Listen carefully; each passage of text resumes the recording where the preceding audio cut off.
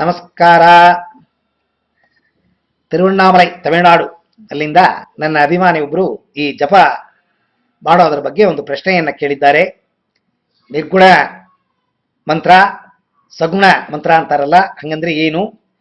ಈ ಓಂಕಾರ ಹಂಗೆ ಅಂತ ಹೇಳ್ತಾರಲ್ಲ, ಈ ಓಂಕಾರನ ಸನ್ಯಾಸಿಗಳು ಮಾತ್ರ ಉಚ್ಚಾರಣೆ ಮಾಡಬೇಕು, ಸಂಸಾರದಲ್ಲಿರೋರು ಮಾಡಬಾರ್ದು ಹಂಗೆ ಅಂತ ನಾನು ಕೆಲವ ಪುಸ್ತಕಗಳಲ್ಲಿ ಓದಿದ್ದೀನಿ, ಮತ್ತೆ ಕೆಲವರು ಹೇಳಿ ನಾನು ಕೇಳಿದ್ದೀನಿ. ಇದು ಸತ್ಯವ, ಹೌದೇ ಅಥವಾ ಅಲ್ವಾ? ಓಂಕಾರ ಹೇಳೋದ್ರಿಂದ ಏನಾದ್ರು ತಪ್ಪಿದೆಯಾ ಹಂಗೆ ಅಂತ ಕೇಳಿದ್ದಾರೆ. ಒಳ್ಳೆಯ ಪ್ರಶ್ನೆ. ಈ ಆ ಉ ಇಂ ಓಂ ಓಂ ಹಂಗೆಂತನೋ ಈ ಪದ ನಿರ್ಗುಣ ಮಂತ್ರ ಹಂಗೆ ಅಂತ ಹೇಳ್ತೀವಿ. ಹಂಗಂದ್ರೆ ಏನು ಇಲ್ಲದೆ ಇರೋ ಒಂದು ಸ್ಥಿತಿನೇ ನಿರ್ಗುಣ. ಏನು ಇಲ್ಲದೆ ಇರೋ ಸ್ಥಿತಿ ಯಾವುದು ಹಂಗೆ ಅಂತಂದ್ರೆ ಒಳ ಹೊರ. ಮನಸ್ಸು ಒಳಗಡೆನೂ ಯಾವುದೇ ತರದ ಅಟ್ಯಾಚ್ಮೆಂಟ್ ಇರಬಾರ್ದು, ಮನಸ್ಸು ಹೊರಗಡೆ ಲೋಕದ ವಿಚಾರಗಳಲ್ಲಿ ಮಾಯೆ ಏನಿದೆ ಅದರ ಮೇಲೆ ನಮಗೆ ಯಾವುದು ಆಸಕ್ತಿ ಇರಬಾರ್ದು. ಇದು ಯಾರಿಗಿರುತ್ತೆ ಹಾಗೆ ಅಂತಂದ್ರೆ ಸಾಧಾರಣ ಸನ್ಯಾಸಿಗಳಿಗೆ ಮಾತ್ರ ಇರುತ್ತೆ.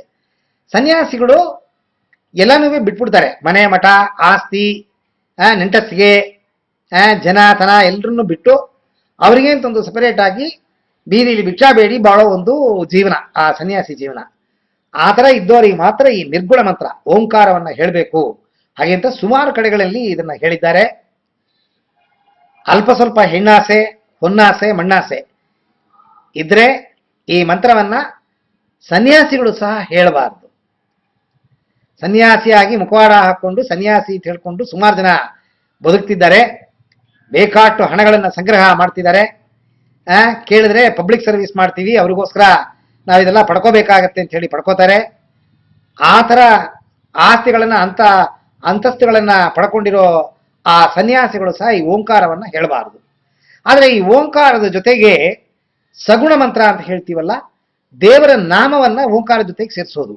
ಓಂ ಲಕ್ಷ್ಮಿ, ಓಂ ಶ್ರೀ ಶಕ್ತಿ, ಓಂ ನಮಃ ಶಿವಾಯ, ಓಂ ನಾರಾಯಣಾಯ, ಹೀಗೆ ಭಗವಂತನ ಹೆಸರನ್ನ ಈ ಓಂಕಾರ ಜೊತೆಗೆ ಸೇರಿಸಿ ನೀವು ಯಾವಾಗ ಬೇಕಾದ್ರೆ ಎಲ್ಲಿ ಬೇಕಾದ್ರೆ ಹೇಗೆ ಬೇಕಾದ್ರೆ ಹೇಳ್ಬೋದು. ಇದನ್ನ ಸಗುಣ ಮಂತ್ರ ಹಂಗೆ ಅಂತ ಹೇಳ್ತಾರೆ.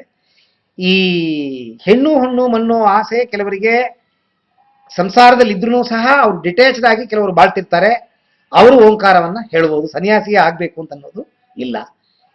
ಸುಮಾರು ಕಡೆ ವಿಡಿಯೋಗಳಲ್ಲಿ ಹೇಳಿದ್ದೀನಿ, ಒಂದು ಮನುಷ್ಯ ಮುಕ್ತಿಯನ್ನ ಪಡ್ಕೋಬೇಕು ಅಂತಂದ್ರೆ ಸನ್ಯಾಸಿಯೇ ಆಗಬೇಕು ಅಂತ ಅನ್ನೋದು ಇಲ್ಲ. ಸಂಸಾರದಲ್ಲಿದ್ದು ನೀವು ಮುಕ್ತಿ ಪರಿಸ್ಥಿತಿಗೆ ಹೋಗ್ಬೋದು, ಪಡ್ಕೋಬಹುದು.